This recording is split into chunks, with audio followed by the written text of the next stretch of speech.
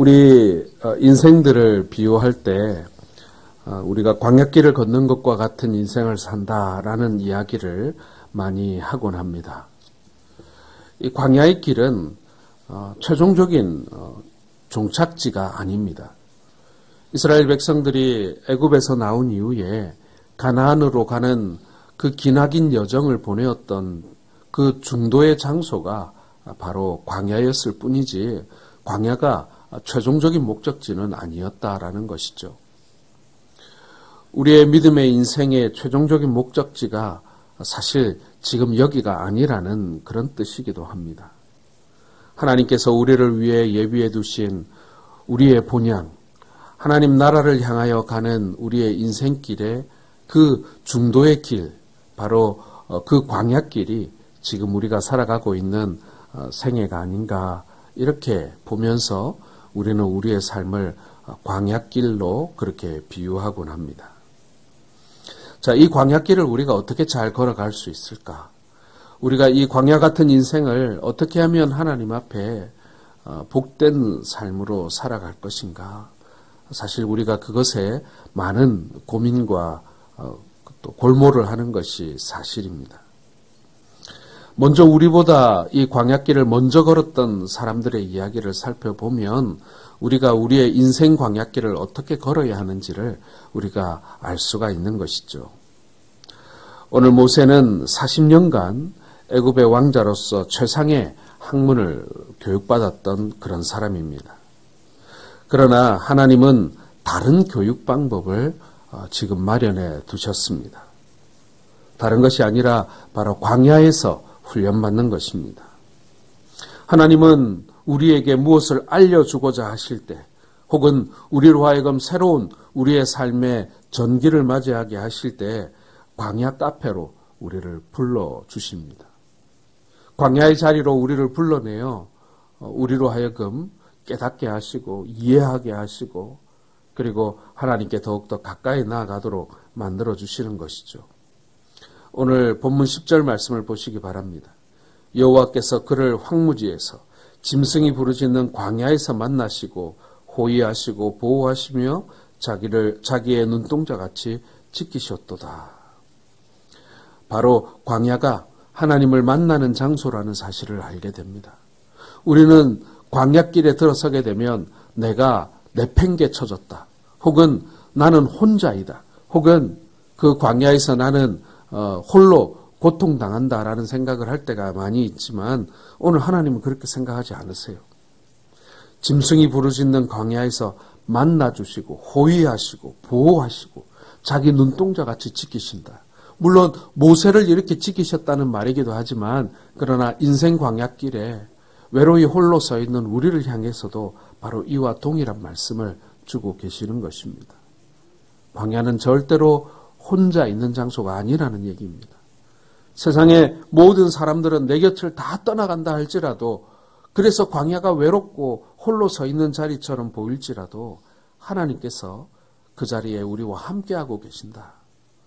다른 사람들이 없기에 더욱더 하나님을 분명하게 만날 수 있는 곳이 광야길이 아닌가 하는 것입니다. 자, 그렇다면 광야는 무엇이겠습니까? 들판이고 황무지죠. 광야의 본질적인 의미를 우리가 알아야 하는데 광야는 히브리어로 미드바르라고 부릅니다. 그런데 여러분 이 미드바르라는 말의 뜻은 뭐냐면요. 말씀 혹은 말하다라는 뜻을 가지고 있습니다. 광야라는 단어의 동일한 어법이라는 거예요. 결국 광야라는 말은 말씀 안에서라는 뜻이라는 겁니다. 광야는 말씀을 만나는 곳이라고 히브리인들은 생각했던 것입니다. 여러분 광야는 여행하는 곳, 혹은 광야는 양을 치는 곳, 혹은 광야는 이 도적들이 숨어 사는 곳, 뭐 여러 가지 의미가 있을 수 있습니다. 그런데 하필 광야라는 뜻으로 말씀 안에서 아무것도 없고 적막하고 또 내 주변에 아무도 없는 홀로 외로운 그곳이 하나님의 말씀 안에 들어갈 수 있는 최적의 장소다라고 보았던 것입니다. 하나님은 광야에서 말씀하십니다. 아니, 집에서 말씀하셔도 되고, 학교에서 말씀하셔도 되고, 그리고 도서관에서 말씀하셔도 되는데 왜 하필이면 하나님은 광야에서 말씀하시는 것일까요? 그것은 바로 이 광야가 우리가 정직해지는 장소이기 때문에 그렇다라는 것입니다. 사실 우리는 스스로 가진 것으로 우리를 감추어 버립니다. 나의 본 모습, 나의 이 벌거벗어진 우리의 본질적인 모습이 드러날까 봐 우리는 화려한 모습으로 우리의 모습을 감추죠. 그것으로도 부족하면 보석으로 치장합니다. 그리고 남들이 살아보지 못한 튼튼하고 화려한 집을 지어놓고 그 안에 우리는 숨어 들어갑니다. 그러면 우리가 많이 가진 것처럼 안전한 것처럼 느껴지기 때문에 그런 것이죠. 그러나 광야는 내가 가진 지식, 내가 가진 어떤 물적인 능력, 그리고 내가 입은 화려한 옷을 다 내려놓고 정직하게 하나님 앞에 말씀을 듣는 곳, 하나님의 말씀 앞에 서는 곳이 광야다라는 것입니다. 예수님께서 부자가 천국에 들어가는 것이 낙타가 바늘구멍에 들어가기보다 어렵다라고 이야기하신 것을 여러분 기억하실 것입니다. 간단합니다, 여러분. 부자는 광야 대학에 들어가지 않았기 때문에 그렇습니다. 광야라는 학교에 가지 않기 때문에 그렇습니다. 우리는 가진 것이 많을 때 하나님의 음성을 들으려 하지 않습니다. 그렇게 생긴 모습이 인간의 모습이에요. 사랑하는 성도 여러분, 예수님의 비유 중에 거지 나사로와 부자의 이야기가 있습니다. 부자는 지옥에 갔고 거지 나사로는 천국에 갔습니다. 부자는 매일 창고를 지을 생각만 했고 부자는 광야에 나아가지 않았습니다. 그러니 매일 창고만 지었겠죠. 그런데 거지 나사로는 아무것도 없었습니다. 왜 그는 천국에 갈 수 있었겠습니까? 성경에 보면 비유를 통해서 어떤 이유도 나오지 않습니다. 그러나 분명한 것은 나사로의 삶이 광야의 삶이었다라는 것은 알게 되는 것입니다. 부자라고 다 지옥 가는 것도 아니고 가난하기 때문에 다 천국 가는 것도 아닙니다. 그러나 중요한 것은 뭐냐면은 광야에 서본 적이 있느냐 하는 것입니다. 그 광야에서 하나님을 만날 수 있느냐.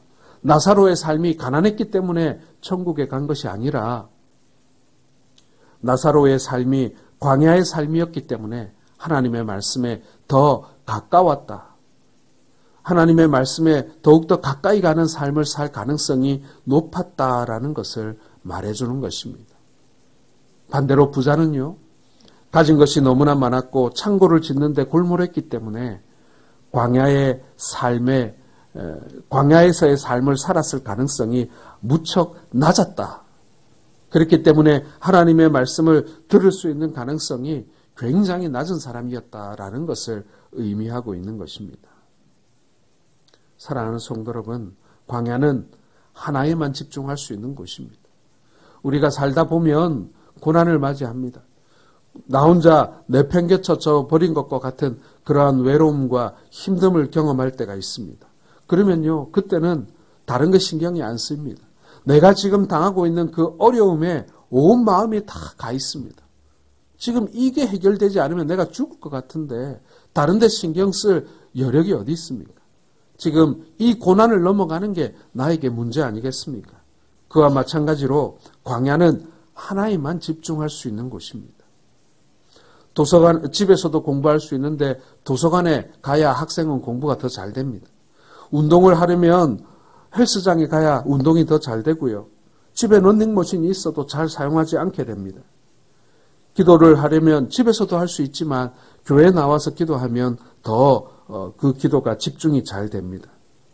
광야는 바로 하나님께 집중할 수 있는 그러한 장소입니다. 광야는 직접적으로 하나님만을 체험할 수 있는 곳입니다. 많은 성경의 인물들이 광야에서 하나님과 깊은 만남을 가질 수 있었던 이유가 바로 그것입니다. 그렇기 때문에 여러분, 우리가 고난이라고 하는 또 삶의 외로움이라고 하는 그 광야에 섰을 때 그것이 결코 우리에게 나쁜 것만은 아니다. 우리에게 많은 유익을 준다라는 것입니다. 자, 그렇다면 우리가 이 광야길을 걸어갈 때 우리가 주의해야 할 것은 무엇인가? 첫 번째 문제는 여러분, 우리가 하나님을 설득하려고 하는 그러한 태도를 버려야 한다라는 것입니다. 하나님께서는 모세에게 바로에게 가라고 했습니다. 그러자 모세가 핑계를 많이 대지요. 하나님을 설득하려고 합니다. 나는 말을 잘 못합니다. 내가 무엇이간데 이스라엘 백성들이 나를 따르겠습니까? 나는 아무것도 아닙니다. 그저 사막의 목자일 뿐입니다. 우리는 이런 모습을 흔하게 봅니다. 제가 신학교 들어갈 때 경쟁률이 굉장히 높았어요. 같이 공부하는 분들 중에는 사수에서 신학교 들어온 분도 계셨습니다. 그때 제가 그 시험을 보면서 했던 기도를 지금도 잊을 수가 없습니다. 제가 그때 하나님한테 뭐라고 기도했냐면요. 하나님, 저 한 번에 합격시켜 주시지 않으면 저 목사 안 할랍니다. 제가 그렇게 기도했던 기억이 납니다. 얼마나 하나님 피곤하셨을까? 얼마나 건방진가? 그런 생각을 합니다. 사람은 설득도 하고 달래기도 하고 때로는 꾸짖기도 합니다. 여러분, 우리가 새해 계획을 하나님께 제시하면서 하나님 이 계획대로 한치도 없이 어긋나지 않고 다 이루어 주실 줄로 제가 믿습니다. 그렇게 해 주십시오. 우리가 그렇게 하나님 앞에 청구하고 하나님을 설득하려고 합니다. 그러나 우리가 하나님의 계획을 알려고 하질 않아요. 나의 계획은 하나님 앞에 딱 제시하고 하나님 이대로 해줘야 합니다라고 설득하려고는 하지만 그러나 나를 향한 하나님의 올 한 해의 계획을 내가 알려고 노력을 하지 않는 거예요. 하나님, 올해 한 해 저한테 무슨 계획이 있습니까? 제가 하나님의 계획을 좀 알았으면 좋겠습니다. 우리가 그런 기도가 먼저 있어야 한다라는 것입니다. 하나님을 설득하려고 하지 마십시오. 내가 피곤합니다. 오히려 하나님께 설득당하시는 여러분들 되시기를 주의 이름으로 축원합니다. 뿐만 아니라 우리는 철저하게 도구로 쓰임받아야 한다는 사실을 기억하시기 바랍니다. 성경에서 하나님이 모세에게 조언을 구한 이야기가 있습니까? 없습니까? 하나님께서 모세에게 모세야, 내가 이거 잘 모르겠는데 네 생각은 좀 어떠냐? 이렇게 물으신 적이 있습니까? 없습니까? 없습니다, 여러분. 왜냐하면 삶의 주인이 하나님이시기 때문에 그렇습니다. 여러분, 너무나도 이 평범한 사실을 우리는 꼭 기억해야 합니다. 출애굽하는 데 있어서 주인공이 모세가 아닙니다. 하나님이 주인공이시죠. 그런데 모세는 도구로 쓰임받는다는 사실을 잘 모릅니다. 그래서 하나님께 되묻죠. 출애굽기 3장 11절에 보면 모세가 하나님께 아뢰되 내가 누구이기에 바로에게 가며 이스라엘 자손을 애굽에서 인도하여 내리이까. 모세는요 몰랐어요. 자기는 할 수 없다는 사실을 몰랐습니다. 그러니까 힘이 들어가죠. 내가 왜 바로에게 가며 이스라엘 자손을 내가 어떻게 애굽에서 인도해냅니까? 내가 누구라고요? 이 말은 뭐냐면요. 내가 해야 되는 줄 알았던 거예요. 나 모세가 바로에게 가서 뭔가 말을 해야 하고 그리고 이스라엘 백성들을 설득해가지고 광야의 길로 내가 이들을 이끌어 나와야 되는 줄 알았던 거예요. 내가 해야 되니까. 그러니 하나님 앞에 하나님 제가 뭐라고 내가 이 일을 합니까? 얼마나 힘들었겠습니까? 얼마나 부담스러웠겠습니까? 얼마나 고통스러웠겠습니까? 그런데 모세가 착각하고 있었던 거예요. 자기가 해야 되는 줄 알았거든요. 그러나 그렇지 않다라는 것입니다. 하나님이 하시는데 모세는 도구일 뿐이었습니다. 내가 할 거다. 걱정하지 마라. 내가 전도할 수 있다고요? 내가 기도할 수 있다고요? 혹은 내가 돈을 벌 수 있다고요? 내가 공부할 수 있다고요? 내가 교회를 부흥시킬 수 있다고요? 천만에요. 내가 하기에는 어렵습니다. 결국 성령이 하셔야만 가능한 한 일이라는 사실을 여러분 기억하시길 바랍니다. 올해 한 해 내 힘으로 살려 하지 마시기 바랍니다. 내가 어떻게 바로 앞에 가고 내가 어떻게 이스라엘을 애굽으로서 이끌어냅니까? 그건 내가 할 수 없는 일이에요. 여러분의 삶에 수많은 문제들이 있을 것입니다. 그러나 내가 그것을 해결하려 하지 마십시오. 나는 못해요. 하나님께 맡기시기 바랍니다. 마귀 사탄은 항상 나를 주목하게 만듭니다. 나의 약함과 나의 한계를 보게 만들면 저절로 나가 떨어질 거기 때문에 이 마귀 사탄은 계속 나를 보라고, 네 자신을 알라고 얘기합니다. 네가 그 모양인데 뭘 할 수 있어서, 어쭈 말씀도 모르면서 어떻게 산다고, 끊임없이 이렇게 우리를 정죄하고 우리에게 말합니다. 그러나 하나님은 무엇을 보십니까? 우리의 가능성을 보십니다. 우리의 능력을 보시는 것이 아닙니다. 우리의 미래를 보시는 것입니다. 그래서 우리가 도구라는 사실을 알아야 합니다. 고린도후서 4장 7절을 같이 한번 읽어보겠습니다. 우리가 이 보배를 질그릇에 가졌으니 이는 심히 큰 능력은 하나님께 있고, 이 심히 큰 능력이 누구에게 있다고요? 하나님께 있다고요. 내게 있지 않다는 것입니다.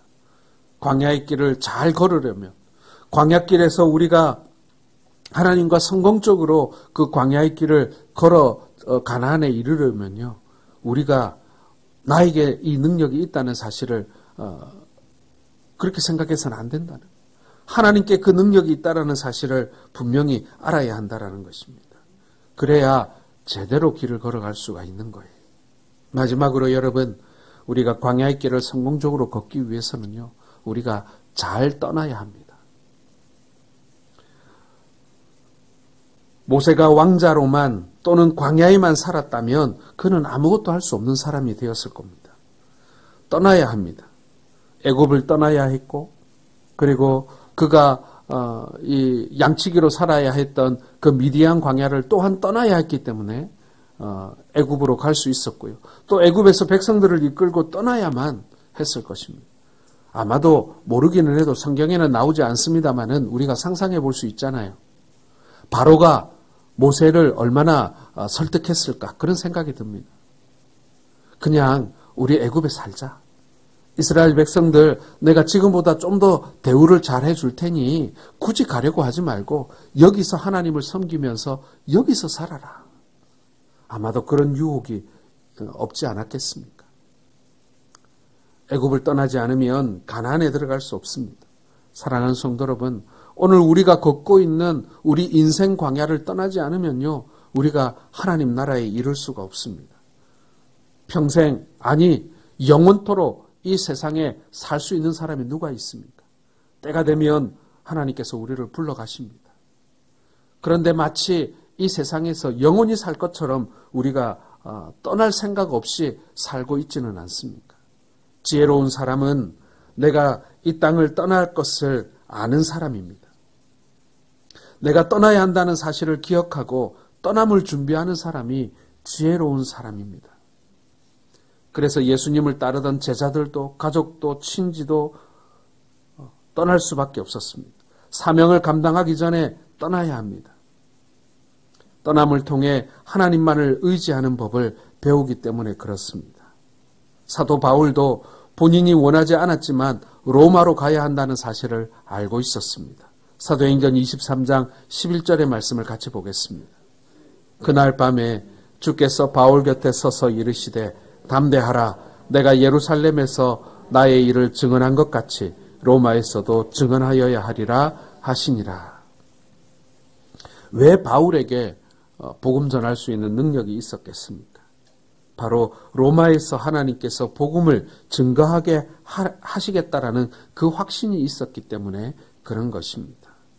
사랑하는 성도 여러분, 하나님께서 나를 택해 주셨다라는 확신을 가지고 사시기 바랍니다. 이 확신보다 강한 힘은 없습니다. 마귀의 유혹은 그 확신을 작게 만드는 것입니다. 그리고 어려움을 크게 보이게 만드는 것입니다. 이것이 우리가 넘어야 할 광야의 고비입니다. 우리가 광야의 학교를 졸업하는 방법, 그것은 우리가 주님과 함께 동행하는 그 길을 우리가 걸어가는 것입니다. 잘 떠나야죠. 우리가 하나님을 설득하려고 하는 것이 아니라 하나님께 설득당해야죠. 그리고 우리가 철저히 하나님께 도구로 사용된다는 사실, 능력이 내게 있는 것이 아니라 하나님께 있다라는 사실을 기억하면서 이 길을 걷게 될 때 하나님께서는 우리의 광야길을 복되게 하실 것입니다. 2022년도 한 해가 하나님과 동행하는 한 해가 될 것이고 하나님의 능력을 체험하는 한 해가 될 것이고 하나님께서 우리 인생에 놓여져 있는 수많은 광야의 장애물들을 넉넉하게 넘어가게 만드는 하나님의 놀라운 섭리를 우리가 경험하게 될 것입니다.